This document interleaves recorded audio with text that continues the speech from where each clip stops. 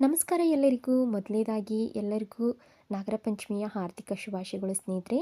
ವರ್ಷದ ಶ್ರಾವಣ ಮಾಸದ ಮೊದಲಿನ ಹಬ್ಬ ಅಂತಲೇ ಹೇಳ್ಬೋದು ಸ್ನೇಹಿತರೆ. ಹಾಗಾಗಿ ನಮ್ಮ ಮನೆಯಲ್ಲಿ ಯಾವ ರೀತಿ ಈ ಒಂದು ಹಬ್ಬದ ವಾತಾವರಣವಿತ್ತು ಮತ್ತು ಯಾವ ರೀತಿ ಈ ಒಂದು ನಾಗರ ಪಂಚಮಿಯನ್ನು ಆಚರಣೆ ಮಾಡಿದೆ ಅಂತ ಶೇರ್ ಮಾಡ್ಕೊತಾ ಇದ್ದೀನಿ. ದಯವಿಟ್ಟು ಯಾರೆಲ್ಲ ಹೊಸದಾಗಿ ನೋಡ್ತಾ ಇದ್ರಿ ಪ್ಲೀಸ್ ಸಬ್ಸ್ಕ್ರೈಬ್ ಮಾಡ್ಕೊಳ್ಳಿ, ಹಾಗೆ ಪಕ್ಕದಲ್ಲಿರೋಂಥ ಬೆಲ್ ಬಟನ್ ಕ್ಲಿಕ್ ಮಾಡಿ ಸ್ನೇಹಿತರೆ. ನಮ್ಮ ಕರ್ನಾಟಕದ ವಿಶೇಷ ಹಬ್ಬ ಅಂತಲೇ ಹೇಳ್ಬೋದು. ಅದರಲ್ಲಂತೂ ಹೆಣ್ಮಕ್ಳಿಗೆ ಅಚ್ಚುಮೆಚ್ಚಿನ ಹಬ್ಬ ಅಂತಲೇ ಹೇಳ್ಬೋದು. ಈ ಒಂದು ಶ್ರಾವಣ ಮಾಸದಲ್ಲಿ ಮೊದಲನೇ ಹಬ್ಬವಾಗಿರುವಂಥ ಈ ಒಂದು ನಾಗರ ಪಂಚಮಿ ಯಾರಿಗೆಲ್ಲ ಇಷ್ಟ ಇಲ್ಲ ಹೇಳ್ರಿ, ಎಲ್ಲರೂ ತುಂಬ ಇಷ್ಟಪಟ್ಟು ಆಚರಿಸ್ತಾರೆ. ಅದರಲ್ಲಂತೂ ಹಳ್ಳಿ ಕಡೆ ಅಂತೂ ನಮ್ಮ ಹೆಣ್ಮಕ್ಳು ಸಡಗರ ನೋಡೋಕ್ಕಾಗೋದಿಲ್ಲ ರೀ, ಅಷ್ಟು ಚೆನ್ನಾಗಿ ಮಾಡ್ತಿರ್ತಾರೆ. ಉಂಡೆ ಕಟ್ಟೋದೇನು, ಥರದ ಉಂಡೆ ಕಟ್ಟೋದೇನು, ಜೋಕಾಲಿ ಆಡೋದೇನು, ಮತ್ತು ನಾಗಪ್ಪನಿಗೆ ತೆಣ್ಣೆ ಎರೆದು ಬಂದು ಮತ್ತು ಅದು ಒಣಕೊಬ್ಬರಿಯಿಂದ ಬುಗುರಿ ಮಾಡ್ತಿರ್ತಾರೆ. ಬುಗುರಿ ಮಾಡಿ ಅದರಿಂದ ಬುಗುರಿ ಆಡಿಸ್ತಿರ್ತಾರೆ. ಮಕ್ಕಳಂತೂ ತುಂಬ ಚೆನ್ನಾಗಿ ಕಾಣ್ತಿರ್ತಾರೆ. ಆ ಒಂದು ನೆನಪುಗಳು ಮತ್ತೆ ನಮ್ಗೆ ಮರುಕಳಿಸ್ಬೇಕಂತ ಅನಿಸುತ್ತೆ. ಯಾಕಂದರೆ ನಾವು ಚಿಕ್ಕವರಿರ್ತಾ ಈ ಒಂದು ಎಲ್ಲ ಹಬ್ಬನ ತುಂಬ ಚೆನ್ನಾಗಿ ಆಚರಣೆ ಮಾಡ್ತಾಯಿದ್ವಿ. ಏನಾದರೂ ಒಣಕೊಬ್ಬರಿ ಬಟ್ಲು ತೊಗೊಂಬಂದ್ರೆ ಅಂದರೆ ನಮ್ಮ ಮನೆಯಲ್ಲಿ ಎಲ್ಲರಿಗೂ ತರಬೇಕಾಗಿತ್ತು. ಹಾಗಾಗಿ ನಮ್ಮ ಮನೆಯಲ್ಲಂತೂ ನನಗೆ ತಂದಿಲ್ಲ ಅಂದರೆ ಅವ್ರಿಗೆ ಜಗಳ, ಅವ್ರು ತಂದಿಲ್ಲ ಅಂದರೆ ನಮಗೆ ಜಗಳ, ಈ ಥರ ಆಗ್ತಾ ಇರ್ತಿತ್ತು. ಯಾಕಂದರೆ ಆ ಒಂದು ಆಚರಣೆ ಮಾಡುವಾಗಂತೂ ಎಷ್ಟು ಖುಷಿ ಇತ್ತಲ್ಲ. ಒಂದೊಂದು ಹಬ್ಬಕ್ಕೂ ಒಂದೊಂದು ಆಚರಣೆಗೂ ನಮ್ಮ ಹಿರಿಯರು ಎಷ್ಟು ಚೆನ್ನಾಗಿ ಮಾಡಿಟ್ಟಿದ್ದಾರಲ್ವ. ಯಾವ ವಾತಾವರಣಕ್ಕೆ ಯಾವ ಫುಡ್ ತಿನ್ನಬೇಕು, ಯಾವ ಅಡುಗೆಗಳನ್ನು ಮಾಡಬೇಕು, ಯಾವ ಹಬ್ಬದಲ್ಲಿ ಯಾವ ರೀತಿ ನಾವು ಅಡುಗೆಗಳನ್ನು ಮಾಡಿ ತಿನ್ನಬೇಕು ಅಂತ ಎಷ್ಟು ಚೆನ್ನಾಗಿ ನಮ್ಮ ಹಿರಿಯರು ಮಾಡಿಟ್ಟಿದ್ದಾರೆ ಸ್ನೇಹಿತರೆ. ತುಂಬ ಅಂದರೆ ತುಂಬ ಖುಷಿ ಅನಿಸುತ್ತೆ.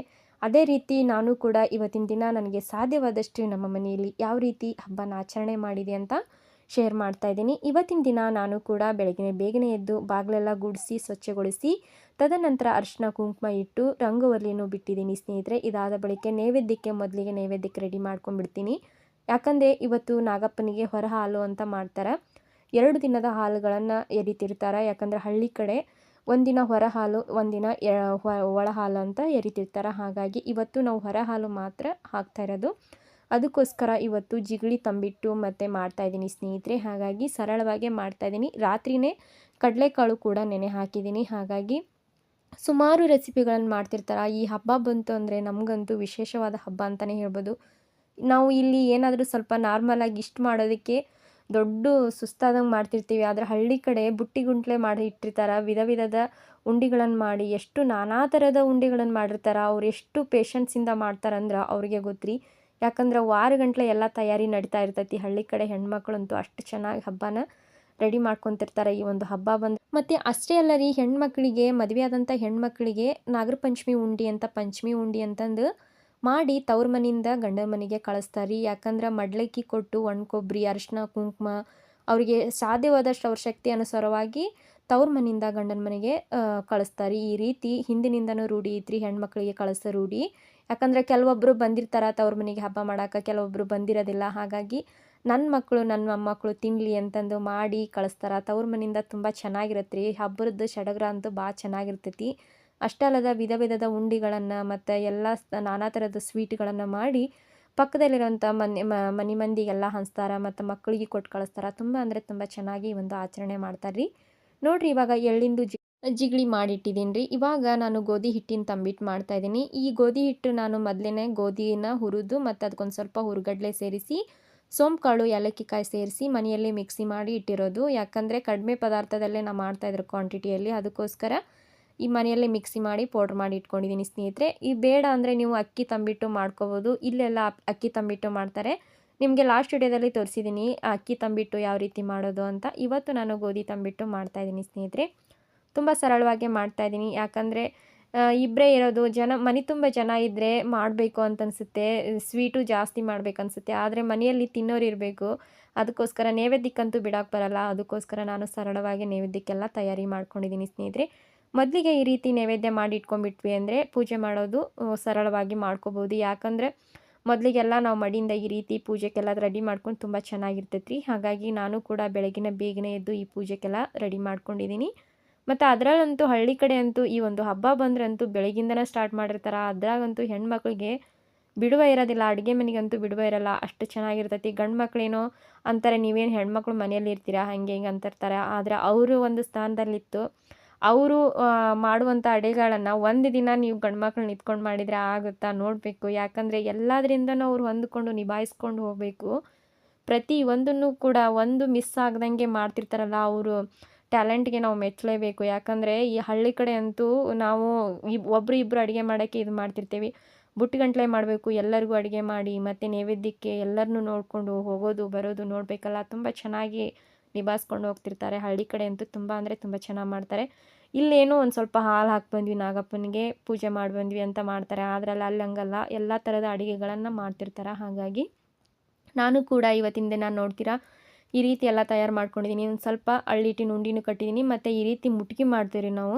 ಹಾಗಾದ್ರೆ ಈ ರೀತಿ ನಾನು ಅಳ್ಳಿಟ್ಟಿನೂ ಇದು ಮಾಡಿಟ್ಟಿದ್ದೇನೆ ರೀ, ಮುಟ್ಗಿ ಮಾಡಿಟ್ಟಿದ್ದೀನಿ ಮತ್ತು ಜಿಗಳಿ ಮುಟ್ಗಿ ಮತ್ತು ಅಳ್ಳಿಟ್ಟಿನ ಮುಟ್ಗಿ ಮಾಡಿಟ್ಟಿದ್ದೀನಿ.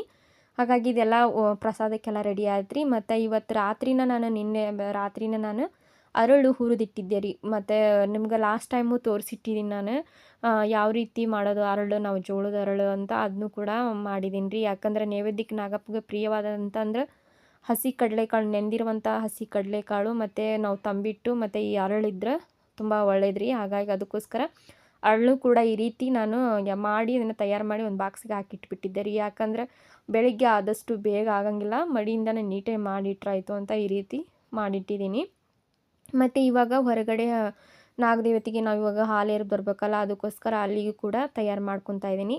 ಯಾಕಂದರೆ ಬೇಗ ದೀಪ ಅಂಟಿಸಿ ಈ ರೀತಿ ನೈವೇದ್ಯಕ್ಕೂ ಎಲ್ಲ ತಯಾರು ಮಾಡ್ತಾಯಿದ್ದೀನಿ ಸ್ನೇಹಿತರೆ. ಯಾಕಂದರೆ ನಾವು ಆದಷ್ಟು ಬೇಗನೆ ಎರೆಯೋದಕ್ಕೆ ಟ್ರೈ ಮಾಡಿದ್ದೀನಿ ಸ್ನೇಹಿತರೆ. ಯಾಕಂದರೆ ಜನ ಜಾಸ್ತಿ ಬಂದುಬಿಡ್ತಾರೆ. ನಮಗೆ ಪೂಜೆ ಮಾಡ್ತಾಯಿದ್ದೀವಿ ಅಂದರೆ ಒಂದು ಮನಸ್ಸು ಕೊಟ್ಟು ಮಾಡ್ತಾಯಿದ್ದೀವಿ ಅಂದರೆ ಗಡಿಬಿಡಿ ಆದರೆ ಯಾವ ಪೂಜೆನೂ ನಮಗಿದು ಅನಿಸಂಗಿಲ್ಲ. ಆದ್ರೂ ನಾನು ತುಂಬ ಅಂದರೆ ತುಂಬ ಆದಷ್ಟು ಬೇಗನೆ ಮಾಡೋದಕ್ಕೆ ಟ್ರೈ ಮಾಡಿದ್ದೀನಿ ಸ್ನೇಹಿತರೆ.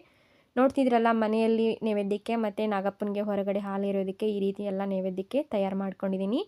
ಮತ್ತು ಅಲ್ಲಿ ಒಯ್ಯೋದಕ್ಕೂ ಕೂಡ ಈ ರೀತಿ ಅರಿಶಿನ ಕುಂಕುಮ ಮತ್ತು ಹೂವು ಮತ್ತೆಲ್ಲವನ್ನು ಕೂಡ ತೊಗೊಂಡಿದ್ದೀನಿ ಸ್ನೇಹಿತರೆ. ಗೆಜ್ಜೆ ವಸ್ತ್ರ ಮತ್ತು ದೀಪ ಮತ್ತು ಅಕ್ಷತೆ ಕಾಳು, ಬೆಲ್ಲದ ಅಚ್ಚು ಮತ್ತು ಇಡೋದಕ್ಕೆ ಮಡ್ಲಕ್ಕಿ ಈ ರೀತಿ ನಾನು ತೊಗೊಂಡಿದ್ದೀನಿ. ಅರಿಶಿನ ಕುಂಕುಮ ಎಲ್ಲ ಇಟ್ಕೊಂಡಿದ್ದೀನಿ. ಮತ್ತು ಮನೆಯಲ್ಲಿರೋಂಥ ಬೆಳ್ಳಿ ನಾಗಪ್ಪಗೂ ಕೂಡ ಈ ರೀತಿ ನಾನು ಹಾಲಿನಿಂದ ಅಭಿಷೇಕ ಮಾಡಿ ತದನಂತರ ಮನೆಯಲ್ಲಿ ಕೂಡ ಈ ರೀತಿ ನೈವೇದ್ಯ ಮಾಡಿದ್ದೀನಿ ಸ್ನೇಹಿತರೆ. ತುಂಬ ಸರಳವಾಗಿ ಎಲ್ಲ ಮಾಡ್ಕೊಂಡಿದ್ದೀನಿ. ನನಗಂತೂ ತುಂಬ ಖುಷಿ ಅನ್ನಿಸ್ತು. ಯಾಕಂದರೆ ಮನೆಯಲ್ಲಿ ಈ ಒಂದು ಎಲ್ಲ ಹಬ್ಬದ ವಾತಾವರಣ ಇದ್ದಾಗ ಹೆಣ್ಮಕ್ಳ ಮುಖದಲ್ಲಿ ಎಷ್ಟು ಖುಷಿ ಇರುತ್ತಲ್ಲ. ಎಷ್ಟೇ ಒಂದು ಇದು ಅನಿಸಿದ್ರು ಅವ್ರಿಗೆ, ಮಾಡುವಾಗ ಸುಸ್ತು ಅನಿಸಿದ್ರು, ಆ ಒಂದು ಹಬ್ಬ ಆಚರಿಸುವಾಗ ಎನರ್ಜಿ ಅನ್ನೋದು ಎಷ್ಟು ಚೆನ್ನಾಗಿರುತ್ತೆ ಅಂದ್ರೆ ಅಷ್ಟು ಚೆನ್ನಾಗಿದಾಗುತ್ತೆ ರೀ. ಇದಾದ ಬಳಿಕ ನಮ್ಮ ಮನೆಯವರು ನಾವು ಕೂಡಿ ಹೋಗಿ ನಾಗಪ್ಪನಿಗೆ ಈ ರೀತಿ ಮೊದಲಿಗೆ ಅರಿಶಿನ ಕುಂಕುಮ ಇಟ್ಟು ಮೊದಲಿಗೆ ಪೂಜೆಗೆಲ್ಲ ತಯಾರು ಮಾಡಿಕೊಂಡೆ. ಇದಾದ ಬಳಿಕ ಗೆಜ್ಜೆ ವಸ್ತ್ರ ಎಲ್ಲ ತಯಾರು ಮಾಡಿಕೊಂಡು ತದನಂತರ 2 ದೀಪಗಳನ್ನು ಈ ರೀತಿ ದೀಪಗಳನ್ನು ಓದಿದ್ದೆ. ನೀವು ತುಪ್ಪದ ದೀಪ ಆದರೂ ಹಚ್ಬೋದು, ನಾರ್ಮಲ್ ಎಣ್ಣೆ ದೀಪ ಆದರೂ ಹಚ್ಬೋದು. ಆದರೆ ನಾನು ನಮ್ಮ ಮನೆಯಲ್ಲಿ ಯಾವ ರೀತಿ ಆಚರಣೆ ಮಾಡ್ತಾರಂತ ನಾನು ನಿಮ್ಮೊಂದಿಗೆ ಡೀಟೇಲಾಗಿ ನೀಟಾಗಿ ತೋರಿಸ್ತಾ ಇದ್ದೀನಿ ಸ್ನೇಹಿತರೆ. ನೋಡಿರಿ, ಮನೆಯಲ್ಲೆಲ್ಲ ಪೂಜೆ ಮುಗಿಸ್ಬಂದು ಇಲ್ಲಿ ಕೂಡ ಕಾಯಿ, ಹಣ್ಣು ಮತ್ತು ತಂಬಿಟ್ಟು ಮಾಡಿರೋಂಥ ತಂಬಿಟ್ಟು ಮತ್ತು ಅರಳು, ಬೆಲ್ಲದಚ್ಚು ಮತ್ತು 2 ದೀಪ ಮತ್ತು ಅರಿಶಿನ ಕುಂಕುಮ, ಗೆಜ್ಜೆ ವಸ್ತ್ರ ಮತ್ತು ಹಸಿ ದಾರ ಇವೆಲ್ಲ ತೊಗೊಂಡು ಬಂದಿದ್ದೆ ಸ್ನೇಹಿತರೆ. ನಾಗಪ್ಪನಿಗೆ ತಣಿ ಎರೆಯುವಾಗ ನಾವು ಈ ಒಂದು ತಪ್ಪನ್ನು ಮಾಡಬಾರ್ದ್ರಿ. ಯಾಕಂದರೆ ಸುಮಾರು ಕಡೆ ನಾನು ಕೇಳಿದ್ದೀನಿ ರೀ. ಯಾಕಂದರೆ ಕೆಲವೊಬ್ರು ಏನು ಮಾಡ್ಬಿಡ್ತಾರೆ, ಹಾಲು ಹಾಕಿ ಸುಮ್ಮನೆ ಬಂದುಬಿಡ್ತಾರೆ. ಹಂಗೆ ಬಿಟ್ಟು ಬರಬಾರ್ದಂತ್ರಿ, ನಾವು ದೋಷಕ್ಕೆ ಒಳಗಾಗ್ತೀವಂತ್ರಿ. ಹಾಗಾಗಿ ನಾವು ಏನು ಮಾಡ್ಬೇಕಂದ್ರೆ ಹಾಲು ಹಾಕಿದ ಬಳಿಕ ಮತ್ತೊಂದು ಸಲ ನೀರು ಹಾಕಿ ತೊಳೆದು ತದನಂತರ ಅರಿಶಿನ ಕುಂಕುಮ ಇಟ್ಟು ಬರಬೇಕಂತ್ರಿ. ಯಾಕಂದ್ರೆ ಆ ರೀತಿ ಮಾಡಿ ಬಂದ್ವಿ ಅಲ್ಲಂದ್ರೆ ಅಲ್ಲಿ ಸುತ್ತಲಿರುವಂಥ ಎನರ್ಜಿ ಆಯಿತು ಮತ್ತು ಅಲ್ಲಿರುವಂಥ ನಮಗೆ ಯಾಕಂದರೆ ನಾವು ಅದನ್ನು ತುಳಿತಿರ್ತೀವಿ, ಕೆಲವೊಂದು ಸಲ ದಾಟಿ ಬರ್ತಿರ್ತೀವಿ ಮತ್ತು ಅಲ್ಲಿ ನೊಣಗಳಾಯಿತು ನಮಗೆ ಒಂಥರ ಇದಾಗ್ತಿರ್ತೈತಿ. ಅದಕ್ಕೋಸ್ಕರ ಅಷ್ಟು ಅಲ್ಲದೇ ದೋಷ ಇದಾಗುತ್ತಂತ್ರಿ. ಅದಕ್ಕೋಸ್ಕರ ನೀರು ಹಾಕಿದ ಮೇಲೆ ಮತ್ತೊಂದು ಸಲ ತೊಳೆದು ಅರಿಶಿನ ಕುಂಕುಮ ಇಟ್ಟು ನೈವೇದ್ಯ ಮಾಡಿ ಬರೋದು ಸೂಕ್ತ ರೀ. ನಾನು ಸುಮಾರು ಕಡೆ ಕೇಳಿದ್ದೀನಿ, ಅದಕ್ಕೆ ನನಗೆ ಗೊತ್ತಿದ್ದು ನಿಮ್ಮೊಂದಿಗೆ ಶೇರ್ ಮಾಡ್ಕೊಂಡಿದ್ದೀನಿ ಅಷ್ಟೇ. ನೋಡಿರಿ, ಹಾಲು ಹಾಕಿದ ಬಳಿಕ ಮತ್ತೊಂದು ಸಲ ಈ ರೀತಿ ನೀರು ಹಾಕಿ ನಾಗದೇವತೆಗಳಿಗೆ ನೀರು ಹಾಕಿ ತೊಳೆದು ತದನಂತರ ಅರಿಶಿನ ಕುಂಕುಮ ಏರಿಸ್ತಾ ಇದ್ದೀನಿ. ಆಲ್ಮೋಸ್ಟ್ ಎಲ್ಲರೂ ಪೂಜೆ ಮಾಡಿ ಹೋಗಿದ್ದಾರೆ. ನಾನು ನಿಧಾನವಾಗಿ ಬಂದು ಮಾಡ್ತಾಯಿದ್ದೀನಿ. ಯಾಕಂದರೆ ಯಾವುದೇ ಒಂದು ಪೂಜೆ ಮಾಡುವಾಗ ಗಡಿಬಿಡಿಯಿಂದ ಮಾಡಬಾರ್ದಂತ್ರಿ. ಯಾಕಂದ್ರೆ ಒಂದು ಸ್ವಲ್ಪ ನಮಗೆ ನೆಮ್ಮದಿ ಅನ್ನಿಸ್ಬೇಕು. ಯಾಕಂದರೆ ಕಷ್ಟಪಟ್ಟು ವರ್ಷ ಪೂರ್ತಿ ಕಾದು ಪೂಜೆ ಮಾಡ್ತಾ ಇರ್ತೀವಿ. ಆದರೆ ಗಡಿಬಿಡಿಯಿಂದ ಮಾಡಿ ಮನಸ್ಸೆಲ್ಲ ಕೊಟ್ಟು ಹೆಂಗೆ ಇದು ಮಾಡಿ ಹೋದರೆ ಅದು ಆಗಂಗಿಲ್ಲ ರೀ. ಅದಕ್ಕೋಸ್ಕರ ಮನಸ್ಸಿನಿಂದ ನಾವು ಭಕ್ತಿಯಿಂದ ಮಾಡಬೇಕು. ಅಂದರೆ ಭಕ್ತಿ, ಶ್ರದ್ಧೆ, ನಮ್ಮ ಮನಸ್ಸು ಅನ್ನೋದು ಕೂಡ ಅಲ್ಲೇ ಇರಬೇಕು. ನಿರ್ಮಲ ಚಿತ್ತದಿಂದ ಒಂದು ಪೂಜೆ ಅನ್ನೋದು ಮಾಡಿದರೆ ಆ ಫಲ ಅನ್ನೋದು ಕೂಡ ಅಷ್ಟೇ ಚೆನ್ನಾಗಿರ್ತೈತೆ ರೀ. ನೋಡಿರಿ, ಈ ರೀತಿ ಪೂಜೆಗೆಲ್ಲ ತಯಾರು ಮಾಡಿಕೊಂಡು ಅರಿಶಿನ ಕುಂಕುಮ ಎಲ್ಲ ಇಟ್ಟು ನೈವೇದ್ಯಕ್ಕೂ ಕೂಡ ಈ ರೀತಿ ರೆಡಿ ಮಾಡಿ ಇಟ್ಕೊಂಡಿದ್ದೀನಿ. ಮತ್ತು ಹೂಗಳಿಂದ ಗೆಜ್ಜೆ ವಸ್ತ್ರದಿಂದ ಅಲಂಕಾರ ಮಾಡಿಕೊಂಡು ಇಲ್ಲೇ ಪಕ್ಕದಲ್ಲಿ ಹುತ್ತ ಕೂಡ ಇತ್ತು. ನನಗಂತೂ ತುಂಬ ಖುಷಿ. ಯಾಕಂದರೆ ಹುತ್ತಕ್ಕೆ ಪ್ರತಿ ವರ್ಷ ಈ ರೀತಿ ಎರಿತೀವಲ್ಲ, ನನಗಂತೂ ತುಂಬ ಅಂದರೆ ತುಂಬ ಖುಷಿ. ಅದರಲ್ಲಂತೂ ಇವತ್ತು ನಮ್ಮ ಮನೆಯವರು ಬೇಗನೆ ಬಂದರು. ಪೂಜೆ ಎಲ್ಲ ಮುಗಿಸಿ ಅವರು ಕೂಡ ಕೆಲ್ಸಕ್ಕೆ ಹೋಗೋದಿತ್ತು, ಅದಕ್ಕೋಸ್ಕರ ಬೇಗನೆ ಪೂಜೆ ಮುಗಿಸಿದ್ವಿ. ಇದಾಗಿತ್ತು ಇವತ್ತಿನ ಈ ಒಂದು ನಾಗರ ಪಂಚಮಿ ವಿಶೇಷತೆ. ಈ ಒಂದು ಮಾಹಿತಿ, ಇವತ್ತಿನ ಪೂಜೆ ವಿಶೇಷತೆ ನಿಮ್ಮೆಲ್ಲರಿಗೂ ಇಷ್ಟ ಆದರೆ ಪ್ಲೀಸ್ ರಾಧಾರಾಜು ಕಿಚನ್ಗೆ ಲೈಕು, ಸಬ್ಸ್ಕ್ರೈಬ್ ಮಾಡೋದು ಮರಿಬೇಡಿ. ಹೀಗೆ ರಾಧಾರಾಜು ಕಿಚನ್ನ ಫಾಲೋ ಮಾಡಿ ಸ್ನೇಹಿತರೆ. ಮತ್ತೆ ಸಿಗೋಣ ಹೊಸ ರೆಸಿಪಿ, ಹೊಸ ಮಾಹಿತಿಯೊಂದಿಗೆ. ಮತ್ತು ನಿಮ್ಮ ಅನಿಸಿಕೆ ಅಭಿಪ್ರಾಯಗಳನ್ನು ಕಮೆಂಟ್ಸ್ನಲ್ಲಿ ತಿಳಿಸಿ. ಧನ್ಯವಾದಗಳು.